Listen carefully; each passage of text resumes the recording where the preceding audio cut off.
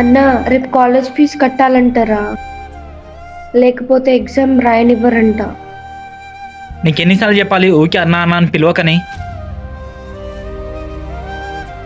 నువ్వు కేవలం మా నాన్న ఉంచుకున్న దానికి పుట్టిన దానివి. సారీ అండి, ఇంకోసారి అన్నా అని పిలవను.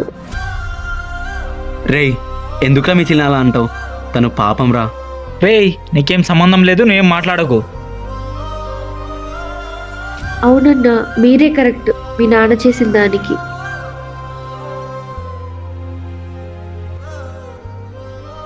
సారీ మన నాన్న కదా. మీ నాన్న చేసిన దానికి ఆ పైన కోపం పెంచుకున్నావు. నాకంటూ సొంత చెల్లి లేరు. నువ్వు నా చెల్లివని నేను అంగీకరించను. సారీ అండి, ఇంకోసారి అన్నా అని పిలవను.